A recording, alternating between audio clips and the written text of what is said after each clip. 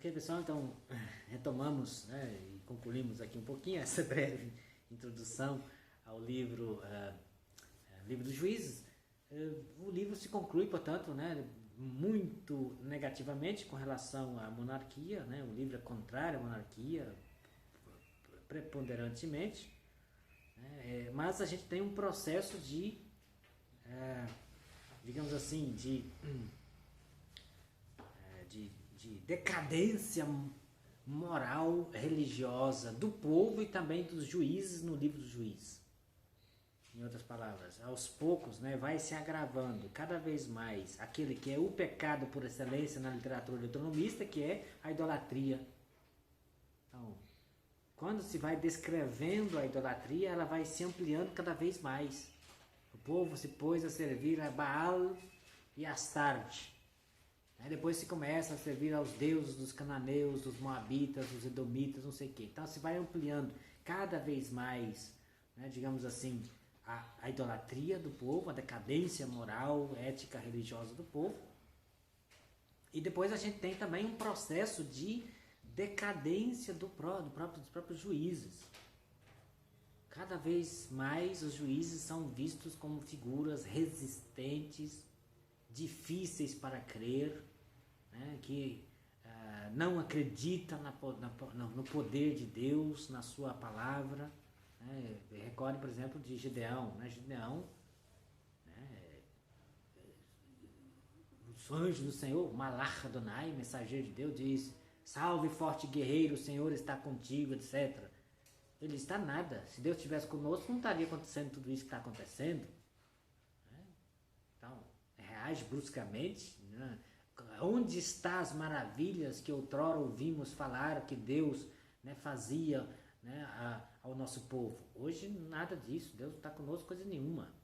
E quando Deus insiste, revela, não sei o que, finalmente tenta convencer, ele quer pôr Deus à prova. Não, eu quero ter certeza que Deus está me chamando para fazer isso. A prova do velo, pega um pedaço de pano, coloca na eira e diz: olha, essa noite é o seguinte, Deus, se é verdade que você está me chamando para isso mesmo, que o orvalho caia somente no velo e a terra em redor fica sequinha. E no outro dia o velo está ensopado de água, torce que sai água, o redor está sequinho. Mas não fica satisfeito. Deus, mais uma vez, contraprova. Próxima noite é o seguinte: o orvalho é para cair só na terra ao redor e o velo é para ficar seco. No outro dia, volta lá, a noite inteira, né, o pano está sequinho, a terra está molhadinha ao redor. Você colocando Deus à prova. Então você vê, né, um processo de descrença por parte dos juízes e a decadência dos juízes até chegar no brutamonte de Sansão. Em geral se faz grande, porque depois se tornou midiático, né? Sansão ficou famoso, né, pelas indústrias cinematográficas, né? Sansão e Dalila, etc., né, como um juiz forte, né, o homem mais forte da Bíblia, né, o padroeiro dos halterofilistas. Halterofilistas, o povo que fazendo musculação, né, o homem mais forte da Bíblia, não sei o que tem, assim para baixo, né. A verdade é que a análise do texto evidencia, né, um brutamonte que não tem uma vocação extraordinária, né, para ser um nazireu desde o ventre materno, mas o cara não tem nenhum respeito pela sua condição de consagração, né, não fica longe das bebidas, não fica longe das videiras, das bebidas fermentadas, não fica longe de cadáveres, de coisas mortas, de sangue, mata um leão, come comida, mel de dentro da carcaça do leão, etc., né? E finalmente corta o cabelo, coisa que o nazireu não podia fazer, né? Ao menos conta o segredo para Dalila cortar o seu cabelo. E ele não está nem aí, né, com esse negócio. Bom, a opressão é dos filisteus. A revelação do anjo à esposa de Manoá, mãe de Sansão, ele começará a libertar o seu povo da opressão dos filisteus. A Sansão não está nem aí com os filisteus, né? Está nem aí com essa opressão. Deus teve que empurrá-lo, né, cutucá-lo para fazê-lo aproximar-se à força dos filisteus, para ver se ele reagia contra os filisteus. E quando ele vai entre os filisteus, o que acontece? O cara vê uma espécie do sexo feminino, volta para casa e diz para o papai, né, para a mamãe: Isha Raiti, Atá que rua tá ali. Isso é hebraico, a propósito. Uma fêmea eu vi, agora pega ela para eu. Quer dizer, a estrutura gramatical está totalmente arrebentada. É como se fosse uma criança de 4 anos falando. E não se fala assim em hebraico. Você não coloca Isharraite, você não coloca o substantivo antes do verbo, nunca em hebraico. O cara não sabe nem, não articula nem palavra. É um brutamonte que não está nem aí com a história da tribo, do povo, da opressão dos inimigos. Quando vê uma filisteia, pega ela para eu. Né? Tem que libertar da opressão. A situação vai se tornando cada vez mais drástica, né? mais terrível, né? De forma que o livro dos Juízes termina com esse Sansão, né? Que desrespeita e quebra todos os seus votos, né? E acaba se matando junto com um monte de filisteus e termina dessa forma, né? E dois apêndices na verdade, finais dos mais terríveis no livro dos Juízes, capítulo 17 a 21, né? Capítulo 17 e 18, a migração da tribo danita para o extremo norte do país, e nesta migração, né? E esses apêndices aqui muda toda digamos assim, o sensor do livro com relação à monarquia. Quer dizer, o livro dos Juízes, no bloco, é totalmente contrário à monarquia, e agora esses apêndices são favoráveis à monarquia. São desgraceiras que vão sendo apresentadas, costuradas por um refrão que aparece ali. Naquele tempo não havia rei em Israel, e cada um fazia aquilo que parecia bem aos próprios olhos. Para dizer, se tivesse rei, ninguém fazia o que dava na telha, teria ordem no puleiro. A situação, os apêndices dos Juízes são os mais terríveis, né? Na qual você tem, né, gente que não pertence à tribo levítica, que se autoproclama sacerdote, ou que é declarado sacerdote, com criação de santuário, com, né, edificação de estatuetas para idolatria, tefilim para cima e para baixo. E você tem o segundo episódio, mais terrível ainda, nos versículos, no capítulo 19 a 21, que é aquele crime de Gabaá, uma cidadela do território, né, de Benjamim, um levita, né, que brigou com a sua concubina. Ela vai para casa do pai, depois ele fica com saudade, né, vai lá para falar-lhe ao coração, diz o texto, né, é bem hospedado, fica lá 5 dias, meio à força, mas fica, né? Depois volta para casa e, atravessando o território de Benjamim, escurece na cidadela de Gabaá, está ali, ninguém lhe oferece hospedagem, benjaminita nenhum lhe oferece hospedagem, né? A não ser um efraimita, um velhote que voltava do campo. A propósito, o levita era efraimita, habitava no território de Efraim, somente da sua tribo, digamos assim, né? Do seu território que ele morava lhe oferece hospedagem. E aí os benjaminitas querem abusar dele, vão na casa do velho: quem está aí? Estou com um hóspede, passa ele para fora, né? Nós queremos conhecê-lo, né? E o verbo yadá em hebraico tem conotações também sexuais, né? E aí o velhote disse assim: olha gente, eu tenho aqui minhas filhas virgens, eu disponho elas para vocês podem fazer delas o que vocês quiserem, né? E os benjaminitas dizem: não, nós queremos o hóspede, nossa opção sexual é outra. Quer abusar do levita, não há o que fazer. O levita botou a sua concubina para o lado de fora, abusaram da mulher até o amanhecer, né, e ela ficou caída na porta, morta. No outro dia cedo o levita se levanta, abre a porta e diz: vamos embora, seguir a viagem para casa. Não houve resposta, foi ver, a mulher estava morta. Ombrou o corpo da mulher, pôs no seu burrico, levou para casa. Chegou na marcenaria em casa, pegou o serrote, serrou ela em 12 pedaços, empacotou, né? chamou o Uber, despachou para o correio e enviou um pedaço para cada uma das 12 tribos de Israel. Então, pela primeira vez no livro dos Juízes, você tem um exército do Senhor formado por 11 tribos para atacar uma guerra civil. E a tribo levítica, praticamente, a benjaminita, praticamente é dizimada, né? Só não se acaba de vez, porque sobrou um punhadozinho de homens, né? E aí as virgens de Jabes de Galaade são forçadas a casar com esse punhado de homens, sobra alguns homens ainda sem esposas, né? E algumas outras meninas de Silo são raptadas e dadas como esposa para poder essa tribo não desaparecer completamente da história de Israel. Então, um livro que termina bastante de forma sombria, né? E com esse refrão que vai pontuando, né, esses episódios, esses acontecimentos. Nesse tempo não havia rei em Israel, está lá. O último versículo do negócio, capítulo 21, versículo 21 também, né? O último capítulo, o último versículo do livro dos Juízes termina desse jeito. Nesse tempo não havia rei em Israel e cada um fazia o que dava na telha, aquilo que parecia bem aos próprios olhos. Em outras palavras, quem está lendo o livro já começa a pensar assim, olha, se tivesse rei não estava acontecendo esse tipo de coisa, é melhor ter um rei, porque Juízes não está virando nada, todo mundo está nessa bagunça desse jeito. E aí começa então o livro de Samuel, né, na Tanakh, isto é, na ordem dos livros segundo está na Bíblia hebraica, porque a nossa Bíblia cristã, depois do livro dos Juízes, tem um livro da Moabita Ruth, que está um pouco deslocado, fora de lugar, bem da verdade, né, porque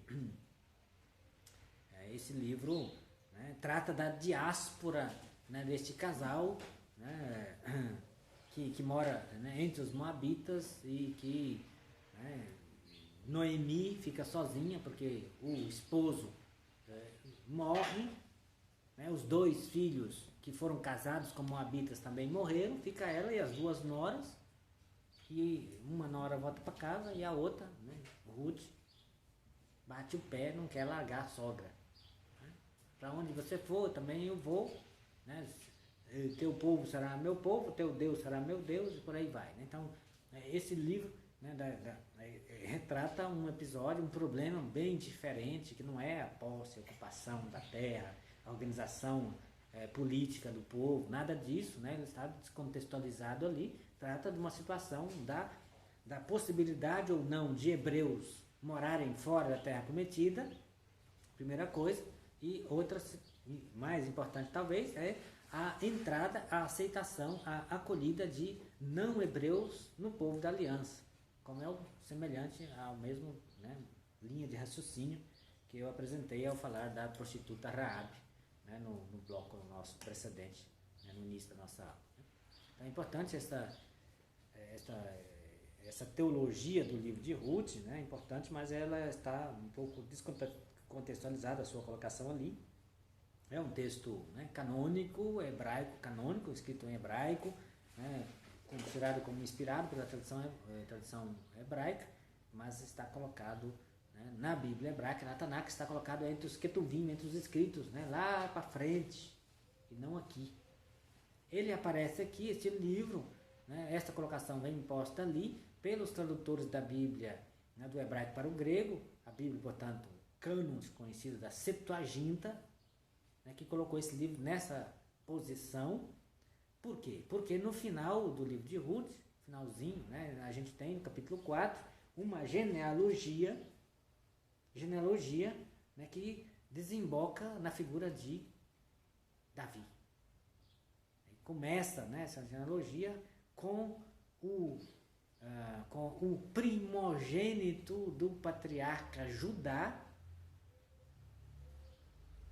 que teve um caso sem o saber com a própria nora, Tamar. Tamar era casou com Judá, tinha 3 filhos. Né? Lá no livro do Gênesis conta essa história, né? Capítulo 39 do Gênesis. Judá casou-se com uma que não era hebreia, então você tem já um processo de miscigenação. Um dos filhos, né, de Jacó, isto é, Judá, casa com uma estrangeira. Fica ali, né?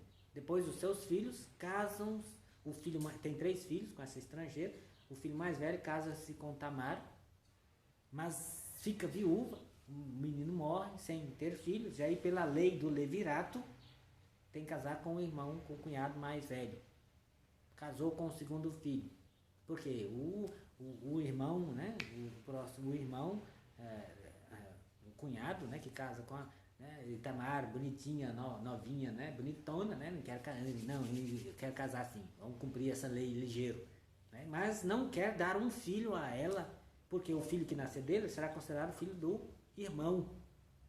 Essa é a lei do levirato, né, leviro em hebraico significa cunhado, em hebraico não, em latim, claro que não tem essa palavra em hebraico na Bíblia, né, mas é a lei segundo a qual uma mulher casa, ou casaria, né, com alguém, se... a questão não é a mulher, a preocupação era o homem, né? Se ele é o primogênito, ele tem que deixar uma descendência. Se morre sem deixar descendência, o irmão próximo tem que dar uma descendência para o irmão que morreu. E aí, como morreu já 2 filhos, né? Deus não gostou, porque na hora da coabitação, né? Ele derrama semente por terra, diz o texto. Isto é, hoje tem terminologia aí, né, na bioética chamada de coito interrompido, direito matrimonial. Coito interrompido, joga o esperma no chão. E aí Deus não gostou, tchau, pôs fim à vida também desse. E aí sobra o último filho. E aí Judá diz, olha Tamar, tira férias, né, vai para casa dos seus pais. Não esquece esse negócio por hora de casamento, né? E não mais, né, honrou, né, a lei de Israel.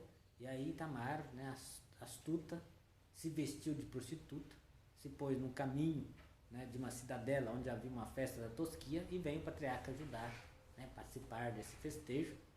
Chegou na entrada da cidade, tá essa prostituta toda vestida, bonita, né, o rosto tampado. A única preocupação foi, sua preocupação foi dizer how much, quanto custa. É uma ovelha. Ah, bom, minhas ovelhas não estão aqui. Não tem nada não. Você deixa aqui uns penhores, né? Seu bastão, seu anel e seu cinto. Coisas que eram elementos jurídicos, né? Hoje é como seria o documento. Você não entrega o seu sobretudo um anel, né? Que era o selo da sua identidade, representava a sua própria pessoa. Deixa aqui, depois você traz a ovelha e recupera os seus penhores. Pronto, foi resolvido o assunto. A mulher ficou grávida. Voltou depois o servo do patriarca com a ovelha. Cadê a prostituta? Caçou nada. Foi lá na cidade. Disse, atenção pessoal, olha, meu senhor quer pagar uma dívida a uma prostituta que ele contraiu ali. Foi um negócio que ele fez. Onde que ela mora? Os habitantes da cidade, dá licença, aqui não tem essa espécie de gente não. Tem que fazer, sumiu a mulher, né? Judá fica sabendo que a nora havia ficado grávida, fora do casamento, não casou com o filho que devia casar, etc. Processo, apedrejamento. Já está indo para ser apedrejada, ela apresenta os penhores, né? O pai do meu bebê, eu pensava que era só um, na verdade eram 2. Pai do meu bebê tinha esse bastão, esse cinto, né, e esse anel. E aí Judá reconhece, né, que ela é mais justa do que eu, né, diz o patriarca lá. Então, essa genealogia começa com porque depois nasce 2 babies, né, um atrás do outro, são gêmeos, né, começa com o primogênito do patriarca Judá com a nora Tamar, passa por Boaz, que casou-se com Ruth, porque aqui também é outro caso. Porque Noemi volta para casa, está viúva e sem filhos, e portanto, e o nome do marido dela? Morreu, né? Porque os filhos morreram. E agora ela tem que ser resgatada. Resgatada por quem? Algum parente mais próximo do marido, cunhado dela ou qualquer outro parente, que tem direito de casar com a velhota Noemi para poder deixar uma descendência, né, pro marido dela que morreu sem deixar. Deixou filho, mas morreu também. Então esse que é o problema. E aí tem alguém que tem direito sobre Noemi e sobre Ruth. Boaz tem que se desembaraçar desse direito, né? Por quê? Porque ele não é parente. Não é parente. E aí ele convoca, né, o pretendente, não aparece o nome da figura, lá no capítulo 4, e diz, olha, você tem direito sobre Ruth para casar com ela. Mas eu quero casar com ela. Mas lembra-se, para você casar com Ruth, bonitona, né, primeiro você tem que casar com a velhota Noemi. Enquanto ela viver, você tem que, né, fazer o serviço para deixar uma descendência. Porque, não, mas ela é velha, né, não adianta eu casar com ela. Não, você é sem fé, né, porque Deus suscita, dá uma descendência para Sara na velhice. Você casa com a velhota primeiro. Enquanto ela viver, só depois que, né, você ficar viúvo de Noemi é que você pode casar com a bonitona da Ruth. Ele disse, não, eu dispenso meu direito. E aí tem todo o processo de desatar a sandália, etc. Né? E, então, Boaz adquire então, a liberdade, né, indireta de Ruth e se casa com ela e terá um filho. Né, e será, né, esse filho gerará Jessé, que é o pai de Davi. Então a genealogia é um pouco fora do rumo, né? Como que termina um livro com a genealogia?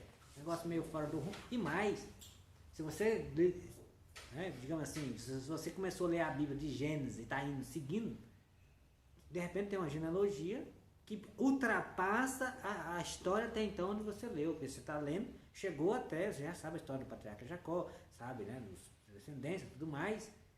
Boaz, você acabou de ler o livro. Mas e Jessé e Davi? Aí esse pessoal aqui, quer dizer, antecipa uma história de Jessé e Davi que só aparecerá no livro de Samuel para frente, lá no capítulo 16. Boaz é filho de quem, né? Não apresenta. Boaz ali tem uma linha, a genealogia aqui está completa, né? Desde. Tem um monte de nome ali, nomes esquisitos. É isso aí, né? Salomão gerou Boaz, né? Então é nessa linhagem, né, então é uma genealogia, né, que conta a história não somente da relação, né, que remonta a um patriarca com uma estrangeira, né, e com a questão do direito matrimonial, né, do levirato funciona, né? São leis importantes que são colocadas em práticas ali dentro desse livro. Como é que se diz fulano em hebraico? Traduzido para fulano aqui.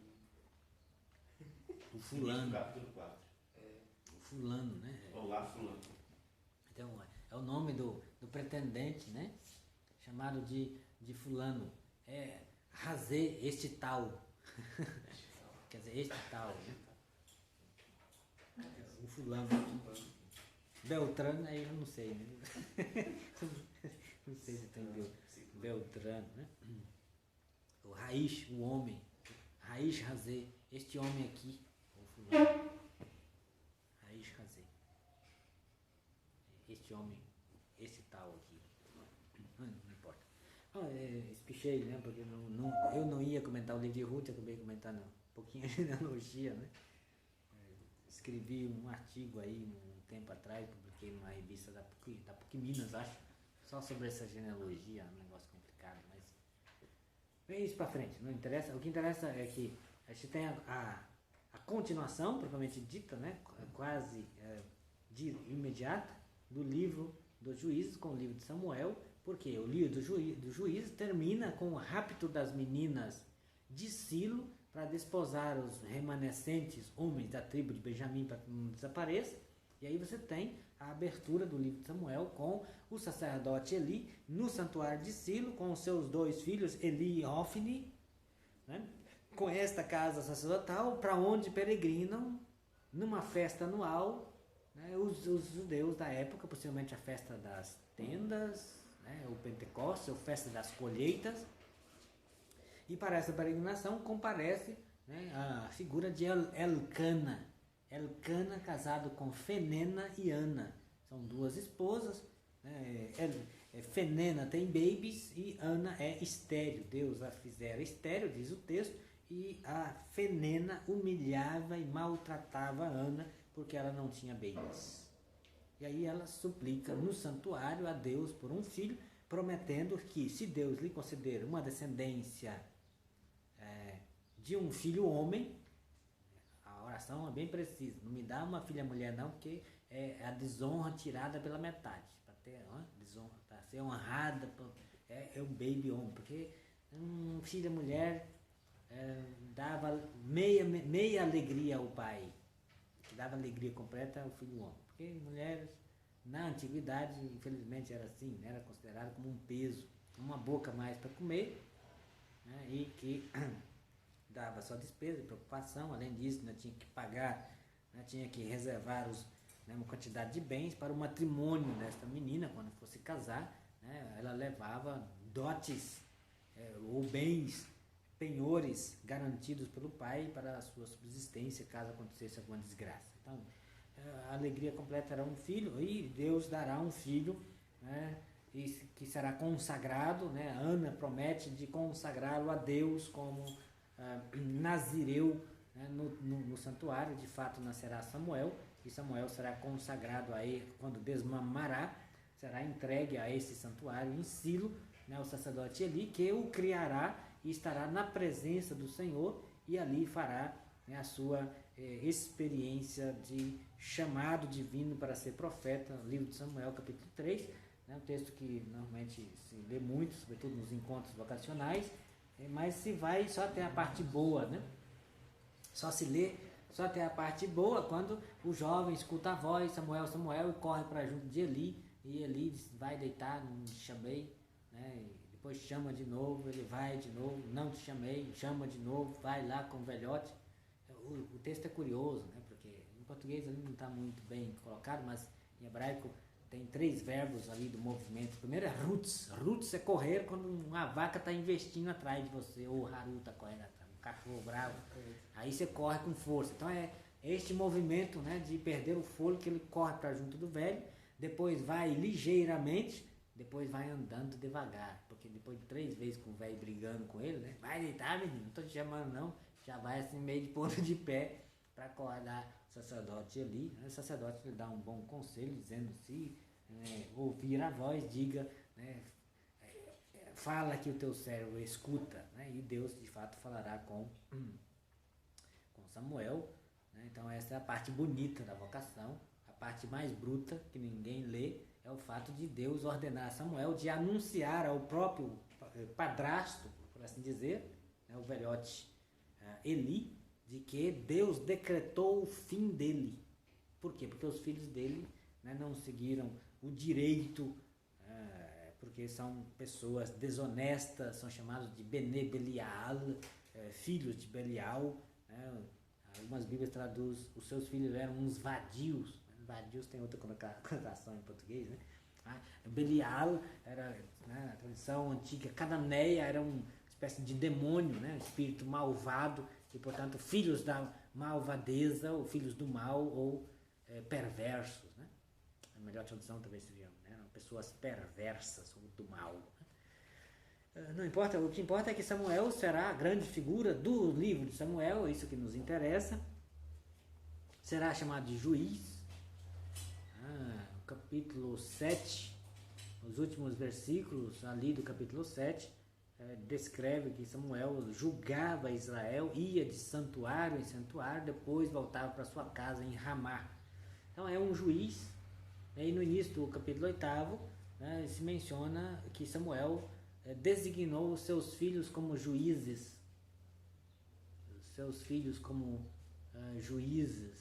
mas os seus filhos não seguiram os seus passos, se tornaram desonestos, e aí o povo clama, pede por um rei, queremos ser como as outras nações, constituir um rei sobre nós, para que nos julgue, né, e para que faça as nossas guerras. E este elemento da mudança da monarquia é fundamental no livro de Samuel. Capítulo 8 ao capítulo 12, a gente tem então a mudança do sistema de governo, né, do sistema judiciário, por assim dizer, né, do sistema do governo de juiz, para o sistema da monarquia. E esses textos são, né, de um teor, né, diversificado. A gente tem ali 5 narrativas, 3 delas, né, no começo, no meio e no fim. Esses 3 textos aqui, no capítulo 8 a 12, no começo, no meio e no fim, você tem 3 relatos contrários à monarquia. E aí, no meio desses 3 textos, tem 2 outros aqui que se encaixam, aparentemente favoráveis à monarquia. Então você tem o capítulo 8, totalmente contrário à monarquia. Aí, porque ali, né, Samuel reage, porque, né, não querem a ele nem seus filhos como juiz. Deus se lamenta com o próprio Samuel, dizendo, não é a ti que eles rejeitam, é a mim que eles não querem como rei. Então, é uma lamentela geral, né? E Deus diz, bom, mas eles querem um rei? Tudo bem, dá um rei para eles, mas declara-lhes o direito do rei. E é um direito de opressão, de expropriação, né, de aplicação, de apropriação dos melhores territórios, das melhores vinhas. Ele vai presentear os seus generais, quer dizer, tudo pertence ao rei. Ninguém mais tem direito a nada. E mais, né, vai instituir o dízimo, né, daquilo que há de melhor sobre vosso gado, vosso rebanho, né, vossas plantações. Em outras palavras, é o imposto religioso. Nasce um imposto religioso para Israel com o sistema da monarquia. E aí diz Deus, né, no capítulo 8, dizendo, olha, naquele dia vão gritar contra mim, vão gritar a mim, vão clamar a mim por causa do rei que escolheram, mas eu não os ouvirei. Vos tornarei escravos do rei. Então você tem, né, um texto altamente contrário à monarquia, no qual o próprio Deus, nesse discurso a Samuel, diz, olha, se eles querem um rei, dá um rei para eles, só que um rei será a instauração governamental, uma estrutura de opressão, de escravidão. Israel se tornará escravo, servindo o rei, como um agravante, pior do que a escravidão no Egito, porque no Egito clamaram a mim, eu ouvi o clamor, desci para libertar e salvar, mas agora vão clamar a mim e eu não ouvirei. Uma situação gravíssima. Capítulo 8. Mesma coisa lá no capítulo 12, o último texto, né, dessa mudança de governo, né, no qual a gente tem um discurso de despedida de Samuel. Samuel diz, olha, o rei já está aí, escolhi o rei, ele quem vai governar, ele quem vai exercer a justiça, então eu agora, como juiz, né, dou adeus, vou me aposentar, vou me retirar do cenário, né, e faz uma memória histórica, faz um discurso, etc. Fala da sua justiça, da sua retidão de vida, todo o povo vai dar testemunho, você é reto, nunca né, andou torto, tudo para cima e para baixo, menciona os juízes que Deus suscitou e leva o povo a professar. De fato, a monarquia foi o maior pecado que nós cometemos. Reconhecei hoje o pecado que vós cometestes pedindo um rei para ser como as outras nações. Então, a monarquia é considerada como o maior pecado de Israel até o momento, pior do que a idolatria dos deuses. Capítulo 12. E no meio, né, dessa sessão, a gente tem outro texto, né, contrário, certamente, à monarquia, né, que é no capítulo 10, versículo 17, até o final do capítulo. Capítulo